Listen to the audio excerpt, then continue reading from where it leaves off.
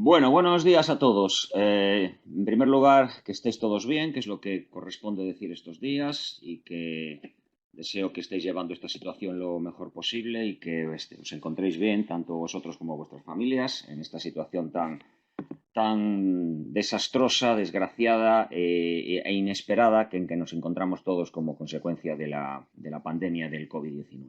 Bueno, vamos a hablar de una cuestión que preocupa mucho en relación con la fiscalidad en estos tiempos que estamos viviendo, a partir de la declaración del estado de alarma y de la... Vamos a ver qué pasa aquí. Y de la situación derivada, como sabéis, de esa declaración del estado de alarma y de la fiscalidad de excepción que a partir de ese momento pues, ha aparecido. Y nos vamos a centrar en una cosa que es extremadamente importante. Eh, Obviamente, yo a lo que me dedico es a los impuestos, a los tributos, y en una crisis sanitaria como esta, pues los impuestos y los tributos pues tienen un cierto papel. ¿eh? El principal papel puede ser que la fiscalidad pues, puede ayudar en cierta medida en la lucha sanitaria contra el coronavirus, y uno de los puntos es pues, que la fiscalidad facilite que se pueda dotar de medios sanitarios a nuestra infraestructura sanitaria, y que la fiscalidad no sea una rémora y no sea un impedimento para poder dotar a los sanitarios del material sanitario necesario para luchar contra esta pandemia. Y en ese sentido, pues la fiscalidad puede hacer muchas cosas. Algunas ya han aparecido. El decreto ley 15/2020 prevé temporalmente un tipo cero en el IVA para productos sanitarios. Es una medida de este tipo. Hay alguna medida que se ha adoptado y que se podía adoptar para fomentar la solidaridad y para que la solidaridad de aquellos que se deciden donar material sanitario pues no suponga un coste fiscal, y esas son medidas en las que los impuestos pueden echar una mano, pueden ayudar en esta situación. Pero donde los impuestos van a tener un protagonismo más importante es en relación con la situación económica generada por la pandemia, y singularmente en relación con la situación económica generada por la declaración del estado de alarma y todo el parón económico que ello conlleva. Un parón que supone la ruptura de la cadena de oferta y demanda. Ni los consumidores pueden consumir, ni las empresas, en su gran mayoría, pueden continuar con su actividad, lo que supone, evidentemente, una situación económica muy difícil. No os estoy descubriendo nada con eso, y supone el preludio de una crisis económica que en los próximos años pues, nos va a azotar a todos, y que los organismos internacionales que ya empiezan a hablar de ella pues nos hacen que nos pongan los pelos de punta, porque si uno lee los informes del Fondo Monetario Internacional o algunas cosas que ha hecho la OCDE, se habla de una crisis sin precedentes y solo comparable a la Gran Depresión de principios del siglo pasado, con lo cual el panorama no es muy halagüeño desde el punto de vista económico. Y ahí sí que los impuestos pueden jugar un papel determinante. Y claro, hay dos cosas a la que van a tener que enfrentarse nuestros representantes políticos. Uno es la fiscalidad post-COVID-19. Ese va a ser un tema importante del que hablaremos, y digamos que va a ser la fiscalidad como tratamiento al enfermo, como tratamiento a largo plazo. ¿Cómo debe quedar nuestro sistema fiscal en el panorama que se puede atisbar cuando se suavice o cuando desaparezca este estado de alarma? ¿Y cómo vamos a enfrentar los próximos años esa situación de crisis que seguramente se producirá? ¿Y qué papel van a jugar los impuestos? ¿Qué impuestos se van a subir? ¿Se va a optar por subidas de impuestos? ¿Se va a optar por estímulos fiscales a las empresas? ¿Van a aparecer nuevos impuestos? En caso de subir impuestos, ¿qué se va a subir? ¿Se va a subir el IRPF? ¿Se va a tocar el IVA? Todo eso es un debate que tenemos que afrontar en los próximos meses. Pero hoy la fiscalidad de emergencia es una fiscalidad ya no para el enfermo, sino para la hemorragia que tenemos ahora mismo y que hay que cortarla. Hay que hacer un torniquete con una serie de medidas, y entre esas medidas están las medidas fiscales. Y naturalmente ahora mismo nos encontramos ante una situación en la que, sobre todo, lo que son la parte fundamental de nuestro tejido productivo, que son las pequeñas y medianas empresas. Sabéis que España es un país de pequeñas y medianas empresas. Se calcula que aproximadamente el 95-96% de nuestras empresas pueden calificarse como micro, pequeñas y medianas empresas. El problema es cómo nos podemos enfrentar ahora mismo a este problema inmediato que tienen las pequeñas y medianas empresas. ¿Y qué medidas fiscales, qué puede hacer la fiscalidad, qué pueden hacer los impuestos, qué puede hacer el legislador fiscal para intentar mitigar esta situación? Y es obvio, porque así lo han dicho también todos los organismos internacionales, que ahora mismo las empresas tienen un problema de liquidez, de disponibilidad de tesorería, de disponibilidad de medios económicos para hacer frente al pago de las obligaciones más inmediatas. Y ese problema de liquidez es un problema que tiene que intentar mitigar la fiscalidad y que para mitigarla hay diversas vías, diversas medidas. ¿De acuerdo? Y vamos a ver un poco el panorama de las medidas aprobadas en España con esa orientación, que es la orientación de facilitar, de intentar mejorar la situación de tesorería de las empresas, sobre todo desde el punto de vista fiscal. ¿Qué puede hacer la administración fiscal, la administración tributaria, de acuerdo con lo que prevean las normas, para afrontar esta situación de falta de liquidez, de terrible falta de liquidez de las empresas, singularmente de las pequeñas y medianas? Bueno, pues hay dos vías y en esto podemos aprender, porque como estamos ante una pandemia global, podemos aprender de lo que han hecho en otros países. Y hay dos vías, el gasto y la vía fiscal, los impuestos. Por una parte está el gasto público. Se pueden abrir vías de subvenciones, se pueden utilizar lo que se llaman los estímulos fiscales mediante subvenciones, mediante gasto público, mediante transferencias a las empresas y también a las familias para que reactiven la actividad económica y puedan consumir, se pueda mantener o recuperar la liquidez de las pequeñas y medianas empresas. Por ejemplo, en Estados Unidos se ha aprobado un potente programa de estímulos fiscales a las familias mediante transferencias directas del gobierno, del gobierno federal y de los gobiernos de los estados a las familias. Y ha sido aprobado inmediatamente después de la declaración de la pandemia en Estados Unidos. Bueno, pues esa es una vía que se puede explorar y que todos los países están explorando. ¿Se ha explorado en España? Pues se ha explorado en algunas cositas. Sabéis, por ejemplo, que se ha abierto lo que se llaman las líneas de cobertura, sobre todo en el decreto ley 8/2020, que son una serie de líneas de créditos blandos previstos por el ICO y que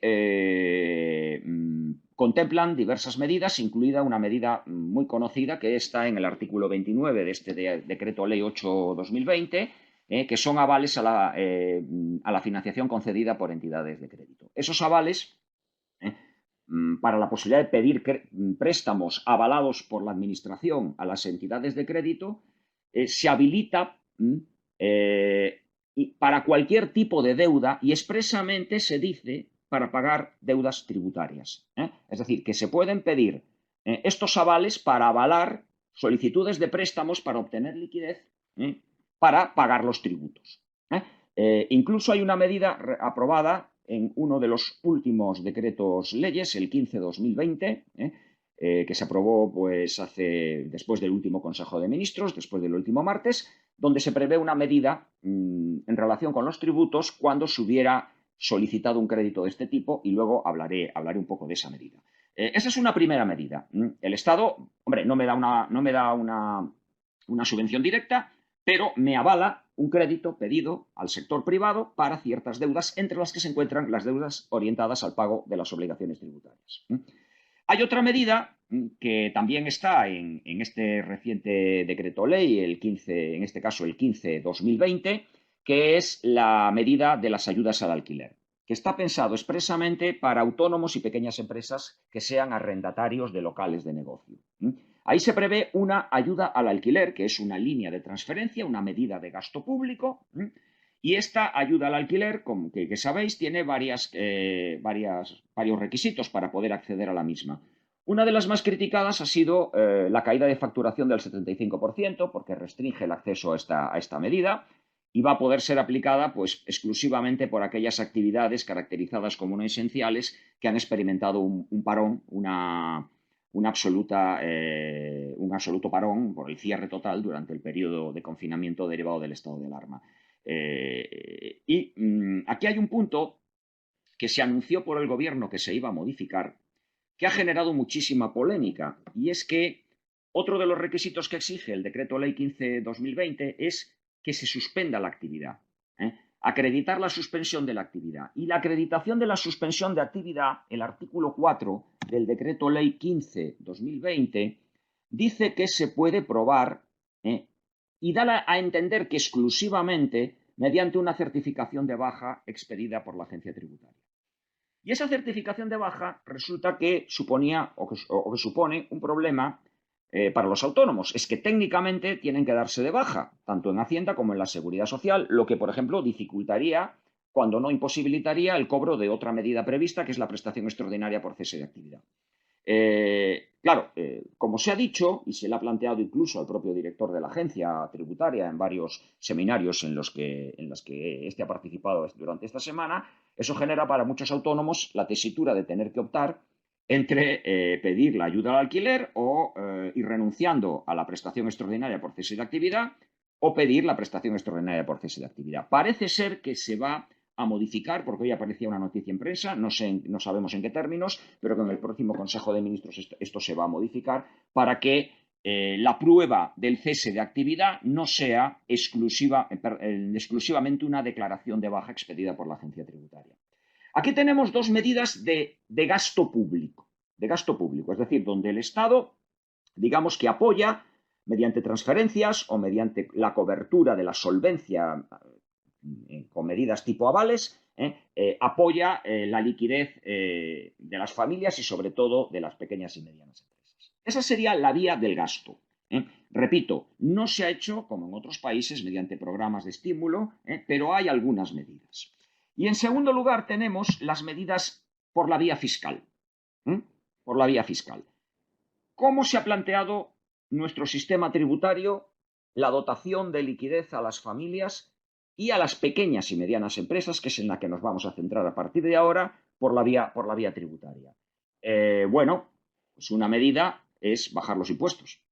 Todos tenemos claro que la mejor manera de dotar de liquidez en este momento es que las obligaciones tributarias que tengan que afrontar inmediatamente los autónomos y las pequeñas empresas, pues sean menos, tengan que pagar menos. Pues eso sería lo más lógico, e incluso adoptar una medida de reducción de algunos impuestos se podría mantener en el tiempo en los próximos años, donde se atisba que las dificultades económicas van a ser importantes.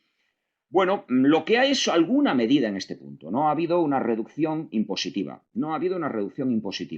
Ha habido alguna medida muy singular.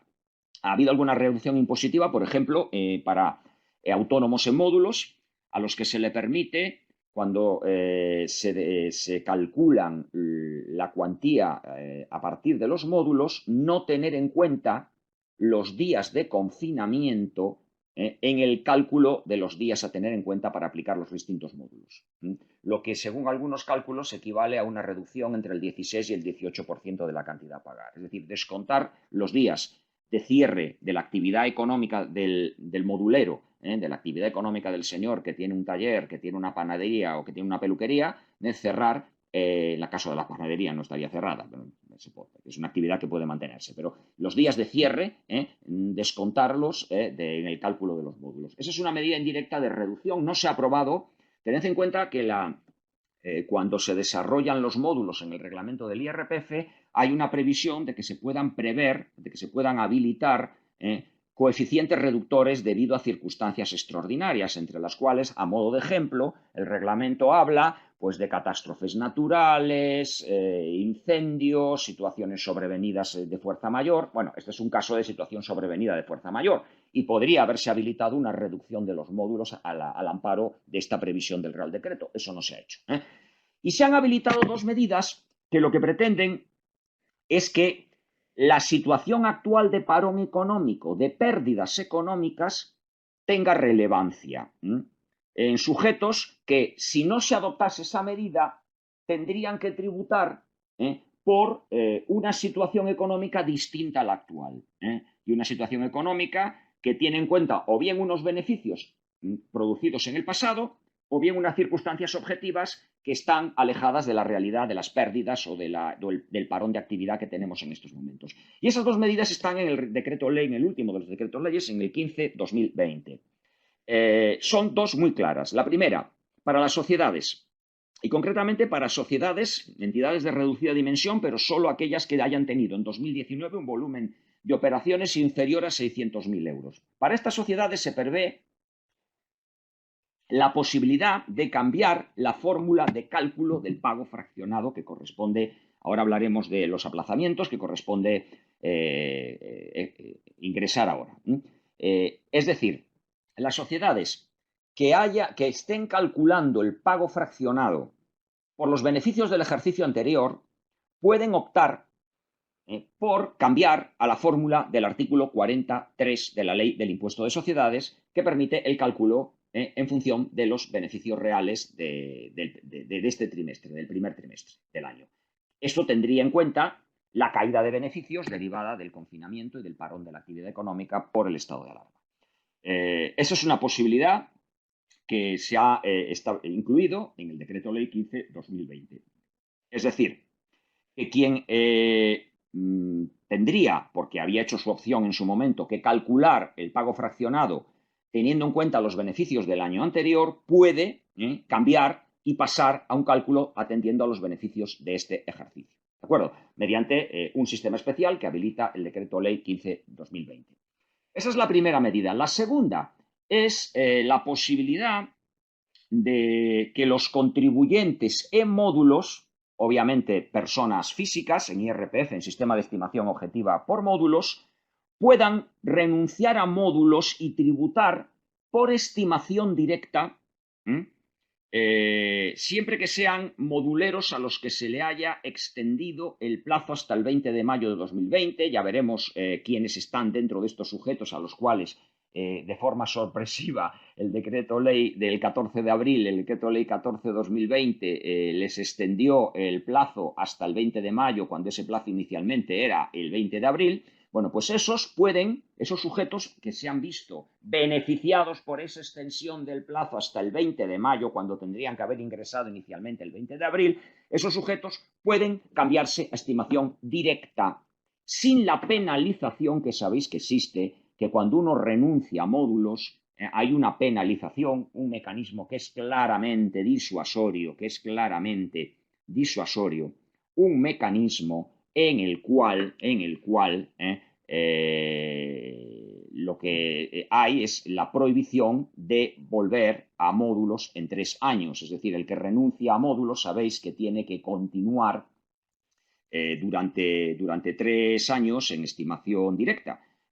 Aparte de que, como se suele decir, tiene todas las papeletas en el sorteo de una inspección. Si se renuncia a módulos, pero el renunciar a módulos tenía esta carga, el tener que estar 3 años en estimación directa. Ahora lo que se permite excepcionalmente es que usted puede renunciar a módulos, pero en el 2021 podrá, si quiere, volver a módulos y no tiene que mantenerse los 3 años siguientes en estimación directa. Se dieron cuenta las administraciones, se dieron cuenta que algunos, no era muy difícil darse cuenta, por otro lado, que algunos contribuyentes ya habían presentado sus autoliquidaciones antes de que se aprobara el decreto ley 15/2020 que permitía esto. Bueno, pues esos pueden, mediante un sistema específicamente diseñado, lo ha dicho la agencia tributaria en una nota informativa que está en la web de la agencia, que la podéis ver. En la web de la agencia está esta nota informativa aprobada en el día de ayer, 24 de abril. Hay una posibilidad de retractarse y acogerse a esto por parte de aquellos que, pues, porque querían darse prisa, presentaron su autoliquidación y resulta que un decreto ley aprobado el pasado martes, el decreto 15/2020, pues permite un cambio al que no pudieron acogerse porque sencillamente antes no se había aprobado. Bueno, pues hay una vía para quienes hubieron ya presentado sus autoliquidaciones de pago fraccionados o de IVA para el cambio, ¿de acuerdo? En IRPF no va a afectar porque IRPF se presentará cuando se presente, pero como sabéis, Los sujetos obligados a tributar por módulos también lo están, porque van ligados los dos regímenes a hacerlo por el régimen simplificado de IVA. Y hay contribuyentes que ya presentaron, porque lo hicieron, porque tenían previsto en su cabeza que el plazo iba a terminar el 20 de abril, presentaron ya su autoliquidación y se encontraron después que se permitía salirse del régimen de estimación objetiva de módulos excepcionalmente, y lo que suponía también salirse del régimen de simplificada. Bueno, pues podrán, en un sistema previsto, una ventana que se ha habilitado en la página web de la agencia, podrán cambiarse incluso con posterioridad a la aprobación del Decreto Ley 15-2020. Bueno, pues estas son medidas, digamos, pensadas para que los contribuyentes no es que paguen menos, porque salvo esa reducción de módulos en función de los números de días del cierre o del cese de la actividad económica por el estado de alarma, pues no hay realmente medidas de reducción de impuestos. Hombre, sí, repito, la que se ha aprobado recientemente del tipo cero de IVA en los productos sanitarios, porque no quedaba otra, porque la Unión Europea aprobó una franquicia del IVA a la importación y estábamos ante la situación curiosa, paradójica y escandalosa de que comprar mascarillas en China no llevaba IVA, pero comprarlas en España llevaba el 21, hasta que se adoptó esta medida de tipo cero transitorio para productos sanitarios. Pero salvo eso no ha habido medidas de reducción de impuestos. Lo que ha habido ha sido alguna medida como estas dos, en la cual digamos que se puede tributar de acuerdo con la realidad de las pérdidas que tenemos. Esas pérdidas van a trascender porque o bien el pago fraccionado ya no se va a hacer de acuerdo con beneficios posibles del año pasado y se va a hacer de acuerdo con los menores beneficios o teniendo en cuenta las pérdidas de este trimestre, o el sistema por el que se va a tributar no va a ser el de módulos que estima los ingresos independientemente de los ingresos y gastos reales, sino que se puede optar por estimación directa. Esas son las dos medidas, digamos, de reducción de impuestos. El resto de medidas son medidas de liquidez pensadas para diferir. Claro, no hace falta ser muy listo, no hace falta pensar mucho para ver que para tener liquidez, o una de dos, o me pagan pronto o yo pago más tarde. Eso es obvio, es de cajón. Y eso se puede plantear frente a Hacienda. O Hacienda acelera el pago de lo que me tiene que pagar, o me difiere en el tiempo el cobro de lo que yo tengo que pagarle a la administración tributaria. Es obvio que es así. La primera parte no se ha explorado en España y fijaros, y es curioso porque muchos organismos internacionales, el propio Fondo Monetario Internacional en su informe, dice que hay que implantar lo que él llama los quick refund, es decir, las devoluciones rápidas. Y muchos países lo han hecho. Muchos países de Europa han establecido sistemas temporales de devolución rápida del IVA para acelerar la devolución del IVA. En España no se ha establecido ninguna devolución rápida de IVA, ningún sistema especial de devolución rápida de IVA. Tampoco se ha modificado, como se pidió, el IVA de caja para que pudiera haber opcionalmente una incorporación de los contribuyentes en términos más flexibles al IVA de caja, por lo menos durante este periodo, de manera que no se tuviera que ingresar el IVA hasta que se cobrase. Se ha hecho una cosa con los aplazamientos que os voy a contar ahora, pero no se ha ampliado, no se ha hecho una posibilidad genérica de acogerse o no se ha abierto un plazo excepcional para acogerse al IVA de caja, como también se pidió por otro lado en algunos foros o en algunos informes que asociaciones como la Asociación de Asesores Fiscales o el REAF han elevado a la Administración Tributaria. Por tanto, ahí no se ha tocado prácticamente nada.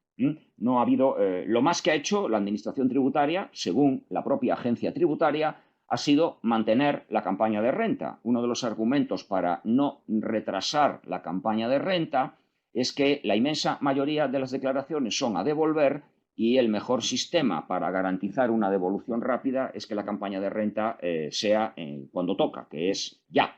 Por tanto, eso es lo único que se ha hecho en esa línea, en la línea de favorecer una devolución rápida, sobre todo en el IVA. No hay ningún régimen rápido de devolución ad hoc para esta situación. No se ha creado en España. Por tanto, solo se operó en el otro lado, en el lado del diferimiento de los pagos. se operó mediante un sistema bastante caótico, ahora lo veremos, para diferir los pagos, ¿no? Primero, ¿dónde está regulado? Pues está regulado en una constelación de normas. Hay que partir, lógicamente, del Real Decreto 463/2020, que, como sabéis, de 14 de marzo, que es el que declara el estado de alarma. Ese es el Real Decreto que declara el estado de alarma y que da el primer paquete de medidas. Y luego hay que partir de toda la retahíla de decretos leyes que se aprobaron. Fundamentalmente 4. Ha habido una verdadera procesión de decretos leyes, pero se han aprobado fundamentalmente 4. El 7/2020, el 8/2020, el 14/2020 y el 15/2020. Esos 4, el 7, el 8, el 14 y el 15, todos 2020 obviamente, son las 4 patas de la normativa en materia de aplazamientos que ha generado este pequeño caos que voy a intentar aclararlo en la medida de lo posible. Bien, primero, también aquí España se ha diferenciado de otros países. ¿Qué han hecho otros países?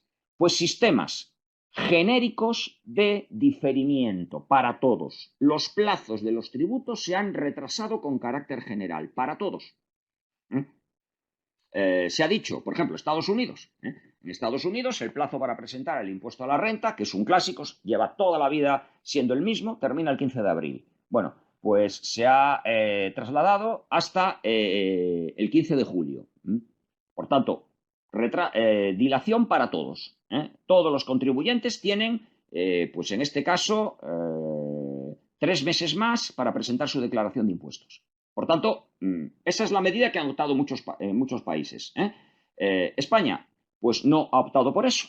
No se ha dicho los plazos se suspenden o no se ha dicho, por ejemplo, que el plazo para presentar sociedades o para presentar renta se retrasa, por ejemplo, al 20 o al 25 o al 30 de noviembre. No se ha dicho eso.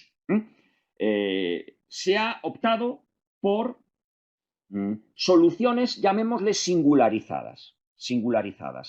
Y sobre todo, hasta la aprobación del decreto ley 14/2020, al que me referiré después, sobre todo por soluciones a solicitud del contribuyente. Aplazamientos, fraccionamientos, no, en la mayoría de los casos aplazamiento solo, no con el fraccionamiento, no con la alternativa del fraccionamiento, a solicitud del contribuyente. Salvo, repito, el decreto ley 14/2020 que se aprobó el 14 de abril y que unos días antes de que venciera el plazo, por ejemplo, de pagos fraccionados, de retenciones o del IVA del primer trimestre del año, difirió no con carácter general, difirió para ciertos contribuyentes, pero sin necesidad de que lo soliciten, dicho plazo hasta el 20 de mayo, como bien sabéis. Esa sería la única fórmula para todos, pero aún así no es para todos, porque son determinados contribuyentes los que pueden acogerse a esa medida. El argumento de la agencia tributaria en España es que España tiene un sistema tributario y una administración tributaria pues con muchísimos medios y que tiene capacidad para gestionar un sistema de diferimiento de aplazamientos singularizado. Y que los países que han optado, muchísimos de ellos en Latinoamérica, que han optado por una dilación generalizada de plazos, son países que no tienen un sistema que les permitiera, gestionar con esta singularización la concesión de aplazamientos o fraccionamientos en situaciones singularizadas y, por tanto, que optaron por una remisión para todos en bloque de plazos y sin situaciones singulares como las que existen en España. Bueno, es un argumento. Yo creo que una dilación o un retraso generalizado en el pago de ciertos impuestos hubiera sido razonable, que es lo que han hecho muchísimos países que sí tienen medios en sus administraciones y de nuestro entorno. Pero bueno, lo que hay es lo que hay y, por tanto, tenemos que comentar lo que ha ocurrido en nuestro país con esas medidas generales de aplazamiento orientadas a generar o facilitar la liquidez de ciertos contribuyentes. Primera cuestión, vamos a ver. La primera norma, vamos a intentar ser sistemáticos porque si no nos podemos perder en esta selva de normas y de decretos leyes. La primera norma es el decreto de estado de alarma, que es el decreto que entra en vigor el 14 de marzo, el mismo día de su publicación, y que es el Real Decreto 463-2020. Bien, este Real Decreto tiene una adicional, que es la adicional tercera, y esta adicional decía que se suspendían términos y plazos para la tramitación de procedimientos de las entidades del sector público. Decía exclusivamente eso. Cuando se publica el Real Decreto, lo primero que nos preguntamos todos es, cuando el Real Decreto dice que se suspenden los plazos de los procedimientos ante las entidades públicas, eso incluye los plazos ante la agencia tributaria y, por lo tanto, incluye los plazos de pago de los tributos. Esa es la pregunta que nos hicimos todos cuando apareció en el BOE el decreto del estado de alarma. Claro, todos empezamos a opinar. Algunos opinábamos que no, con estas cosas teóricas que nos gusta a los teóricos, porque, claro, el hecho de que se habla un plazo para pagar no supone un procedimiento. Entonces, claro, abrir un plazo, que esté abierto el plazo para pagar el IVA del trimestre, no es un procedimiento. Un procedimiento existe cuando hay un procedimiento de comprobación, de inspección, de recaudación, etc.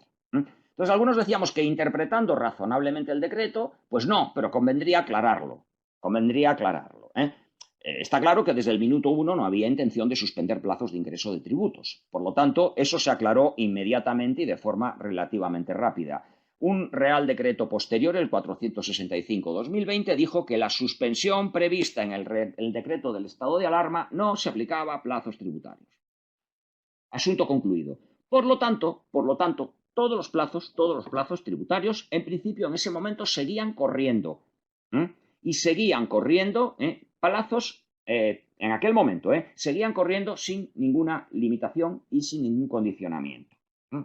Y entre ellos los plazos para ingresar los tributos. Hay que recordar que el plazo para presentar la declaración de bienes en el exterior, la declaración del 720, venció el 31 de marzo.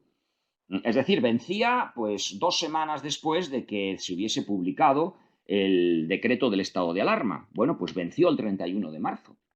Es decir, quienes tenían que presentar la declaración de bienes en el exterior, porque o bien tenían bienes más de 50.000 euros o sus bienes habían variado en más de 20.000, pues se encontraron con que se terminó el plazo en un momento en el que no se podían hacer trámites físicos por la situación de confinamiento y por la suspensión de la actividad en las oficinas administrativas. Y eso ocurrió, ¿de acuerdo? La segunda cuestión. La primera norma que establece una medida de este tipo es el Decreto Ley 7-2020. A él me voy a referir inmediatamente porque es el primer aplazamiento que se aprueba. Pero antes quiero comentar el 8-2020. Este Real Decreto Ley, sí se refiere al Real Decreto del estado de alarma y, naturalmente, es una norma de rango superior. Y este Real Decreto aclara el tema de la suspensión de los plazos. ¿Recordáis que el decreto del estado de alarma hablaba de la suspensión de plazos en procedimientos administrativos en todos los entes públicos? Y el decreto que se publicó un par de días después, el 465-2020, para disipar las dudas que había, dijo que en todos los entes públicos, pero no frente a Hacienda. Los plazos tributarios no estaban comprendidos en esa suspensión. Posteriormente, el Decreto Ley 8-2020 es el que implementa en su artículo 33 un régimen especial de suspensión de plazos para plazos tributarios, para plazos ante la administración tributaria. ¿De acuerdo? Y es el régimen que estuvo imperando y que está imperando. ¿Qué se dispone? Pues se dispone que los plazos iniciados entre el 18 de marzo y el 30 de abril terminan el 30 de abril. Es decir, hay una ampliación general de plazos hasta el 30 de abril. Un plazo iniciado porque se notifica una liquidación, por ejemplo, el 20 de marzo, el plazo para recurrir esa liquidación, que sería de un mes, no era hasta el 20 de abril, un mes desde el 20 de marzo es 20 de abril, sino que quedaba automáticamente prorrogado hasta el 30 de abril, porque era el primer plazo que se preveía de posible terminación o relajación del estado de alarma. Por tanto, hay una suspensión de plazos y una ampliación de plazos. Por un lado, se suspenden los plazos de prescripción y caducidad, lo que significa, como dicen las preguntas frecuentes de la agencia tributaria, que entre el 18 de marzo, que es la fecha de entrada en vigor del Decreto Ley 8/2020, y el 30 de abril, que es la fecha para la que se posponen todas las actuaciones, supone que la Administración Tributaria no va a hacer actuaciones. No va a realizar ningún tipo de actuaciones. Si se trata de actuaciones que traen causa en una actividad anterior, por ejemplo, si se notifica un acto que ya estaba previsto notificarlo antes del 18 de marzo, ese acto notificado entre el 18 de marzo y el 30 de abril, automáticamente el plazo termina el 30 de abril, con lo cual el plazo queda en suspenso y se vuelve a contar desde el 1 de mayo, o desde el 2 porque el 1 es festivo. Esa es la idea del artículo 33 de este decreto ley. Ampliación de plazos. Los plazos con carácter general que venzan dentro de ese periodo pasan a vencer el 30 y, por tanto, pasan a contarse desde el 1 o el 2 de mayo. Y suspensión con un compromiso de que la Administración no va a hacer actividades o actuaciones durante ese plazo, durante ese periodo de tiempo. Es una especie de stand-by generalizado para los plazos. Para los plazos tributarios, ¿de acuerdo?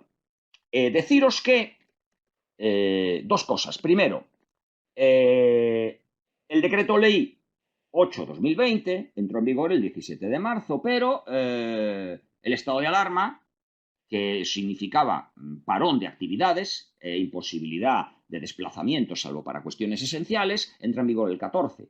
Bueno, posteriormente se dijo entre el 18 y el 20, no, entre el 14, entre el 18 y el 30, no, perdón, entre el 18 y entre el 14, perdón, y el 30. ¿De acuerdo? El decreto ley, como entra en vigor el 18 de marzo, se refiere a los plazos que venzan o a las actuaciones administrativas tributarias entre el 18 de marzo y el 30 de abril. Posteriormente se especifica que es entre el 14 de marzo y el 30 de abril porque el estado de alarma realmente entra en vigor el 14 de marzo. Segunda cuestión.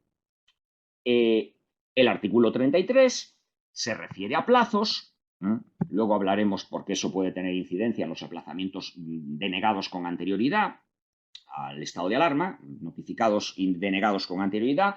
Se refieren a plazos iniciados entre el 18 de marzo, después entre el 14 y el 30 de abril. Pero ¿qué ocurre con los plazos que empiezan a contar antes o que empezaron a contar antes del 14 de marzo? El caso más claro. Cuando a mí me notificaron una liquidación, pues el día 13 o el día 12, un día o un par de días antes de la declaración del estado de alarma. Y esa liquidación yo tengo un mes para recurrirla. ¿El plazo sería corriendo? ¿O también el plazo empieza el 1 o el 2 de mayo? Porque claro, ese caso no estaba previsto en la norma expresamente. La norma habla de plazos iniciados entre el 18 de marzo y el 30 de abril y después se entendió que entre el 14 de marzo y el 30 de abril. Pero no decía o no mencionaba para nada qué ocurría con aquellos plazos como los plazos para recurrir, que porque se había notificado un acto antes de la declaración del estado de alarma, teóricamente habían empezado a contar ya. Si a mí me notificaron una liquidación el 12 de marzo y yo tengo técnicamente hasta el 12 de abril, o tenía hasta el 12 de abril para recurrirla, ese plazo vencía el 12 de abril. Es decir, entre el 18 de marzo y el 30 de abril, que es cuando el artículo 33 del decreto ley 8/2020 no quiere que se realicen actuaciones. Hombre, la solución parecía claramente injusta, pero por otro lado era la que se desprendía de la literalidad de la ley, porque la ley solo hablaba de procedimientos iniciados entre el 18 de marzo y el 30 de abril, después 14 de marzo y 30 de abril, pero no procedimientos o plazos que, por la notificación antes del 14 de marzo, hubieran empezado a correr antes. Bueno, al final, la transitoria tercera, lo veremos después, de este decreto ley se entendió que también era aplicable a este tipo de actuaciones anteriores al 14 de marzo. Ya la Administración Tributaria admitía que también esos plazos empezaban a contar a partir del 1 o 2 de mayo, pero lo admitía en las FAQ, en las respuestas frecuentes. Y lo que discutíamos mucho era que efectivamente nos parece bien que se haya llegado a esa solución justa, porque es razonable, de que si a mí me habían notificado el día 12 de marzo una liquidación y yo no tuviera como plazo para recurrirla hasta el 12 de abril, y que, porque, bueno, pues no todos los contribuyentes tienen la obligación de relacionarse electrónicamente con la administración, y un contribuyente de a pie que no sea una sociedad no tiene acceso a los recursos por vía electrónica, y por tanto sería injusto que yo, no pudiendo hacer determinados trámites en físico, se me pudiera considerar que estaba firme esa liquidación durante ese periodo de estado de alarma. Por tanto, también me parece bien que se haya aplicado esta solución. Bueno, al final se aclaró normativamente y bueno, parece que ahora la cosa está relativamente clara. Pero repito que hubo una época de bastante incertidumbre en la cual la Administración decía que la solución era la que estoy diciendo, pero no había un fundamento normativo en que basar eso. Bien.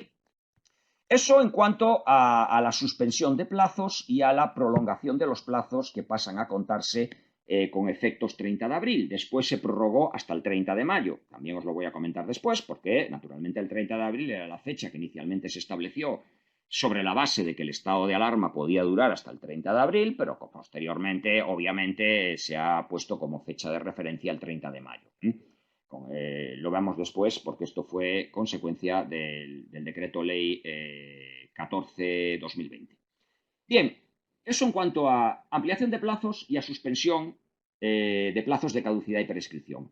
Y en cuanto a los aplazamientos, bueno, en cuanto a los aplazamientos, sabéis que hay un régimen general para aplazamientos que está en el artículo 65 de la Ley General Tributaria y en los artículos 44 y 54 del Reglamento General de Recaudación.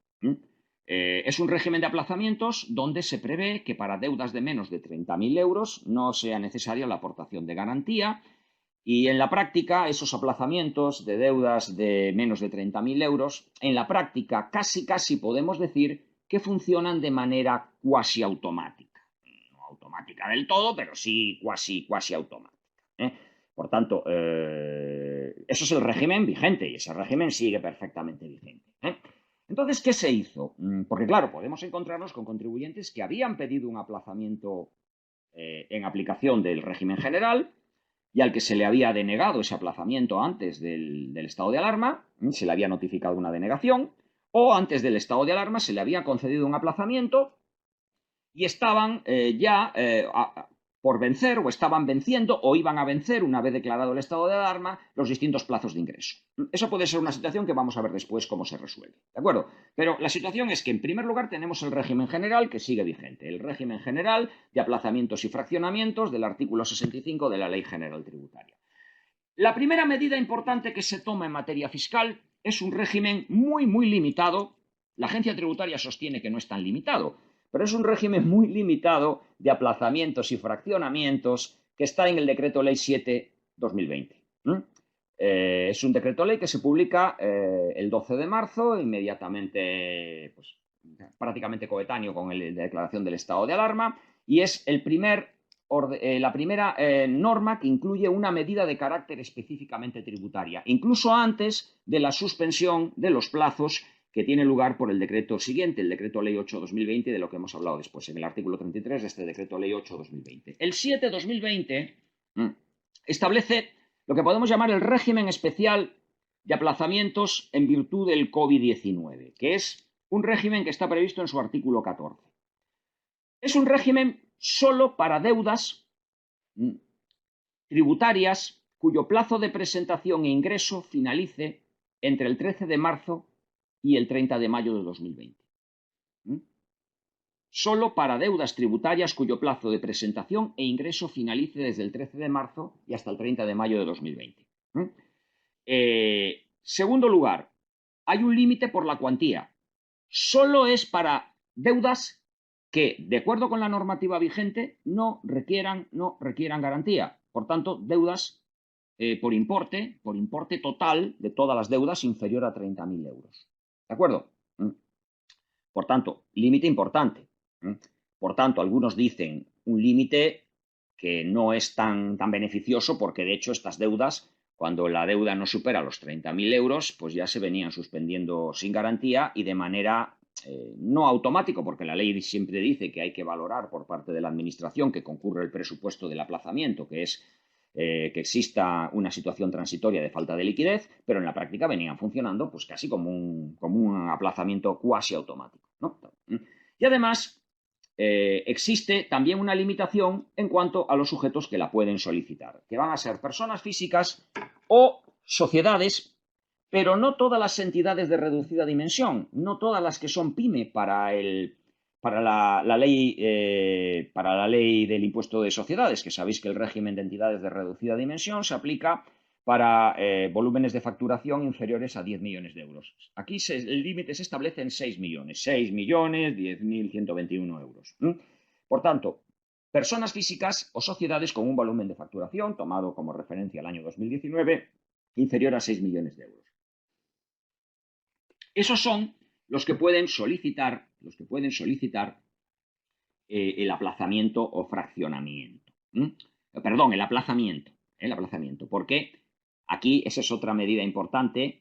Se habla solo de aplazamiento, no de fraccionamiento. Por tanto, esta vía especial, sabéis que el régimen general del 65 habla de aplazamientos o fraccionamientos. Aquí se habla solamente de aplazamiento. Aquí no se podría pedir un aplazamiento con varias fracciones, porque aquí estamos hablando de aplazamiento exclusivamente. Bien.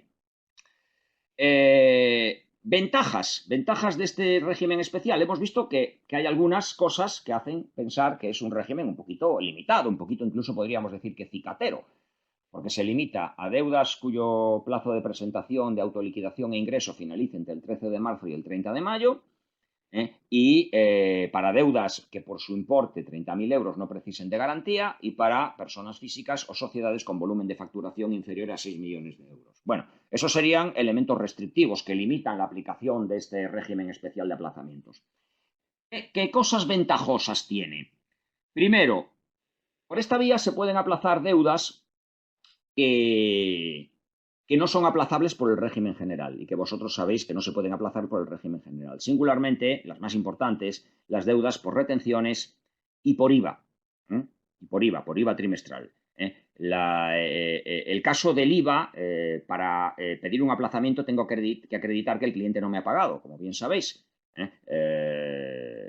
Si no, las deudas por IVA, si no acredito que el cliente no me ha pagado, no son aplazables. Y las deudas por retenciones tampoco, porque se entiende que el que ha retenido nunca puede tener un problema de liquidez para ingresar las retenciones porque previamente se ha resarcido detrayéndole la cantidad de la nómina al trabajador. Por tanto, son deudas que normalmente que por el régimen general no son aplazables. Estas deudas sí se pueden aplazar por este régimen, es decir, puedo pedir el aplazamiento de las retenciones o de la cantidad a ingresar en concepto de IVA sin necesidad de acreditar que el cliente no me ha pagado, como ocurre en el régimen general. Eso es una ventaja, porque temporalmente se convierten en aplazables deudas que por la regla general no lo son, ¿de acuerdo? Y ya sabéis que cuando pido que me aplacen una deuda que no es aplazable, la consecuencia no es la denegación del aplazamiento, sino la consecuencia es la inadmisión. Y la inadmisión tiene una consecuencia muy importante, y es que se entiende que nunca se ha presentado la solicitud de aplazamiento y, por tanto, el riesgo es que voy a entrar en vía ejecutiva, en periodo ejecutivo, y voy a devengar recargos. Bien, por tanto, aquí hay una ventaja importante, sin duda alguna.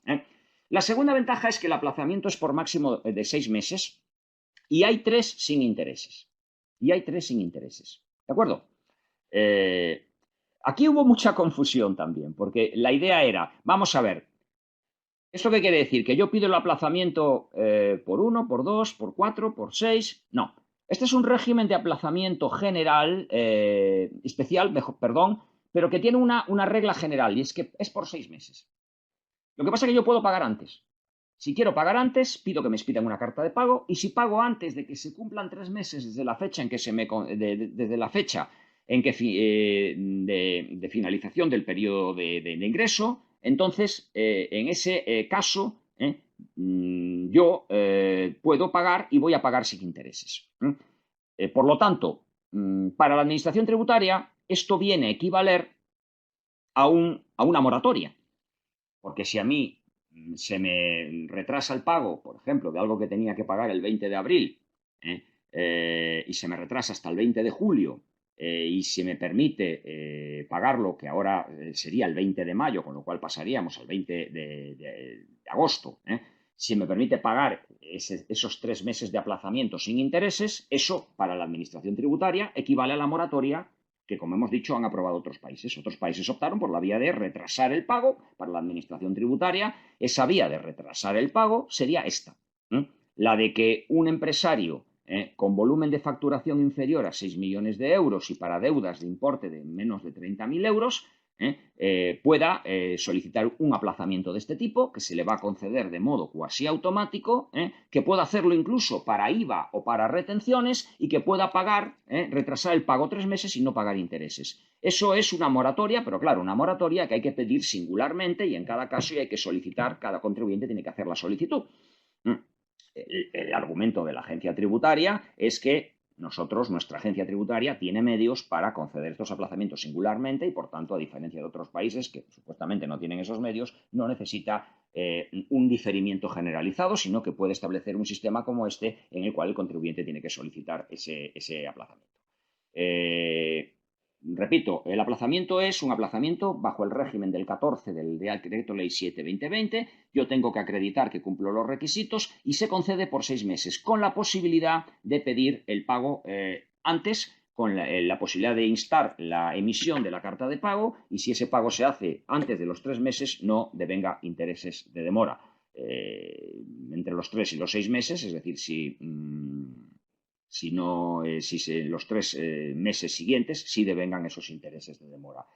Bien, ese es el aplazamiento que se ha aprobado y el único que existía hasta que después, bueno, hubo una serie de cosas que vamos a comentar ahora. Y aquí se generaban algunos problemas que vamos a ver, que luego comentaremos a mayores.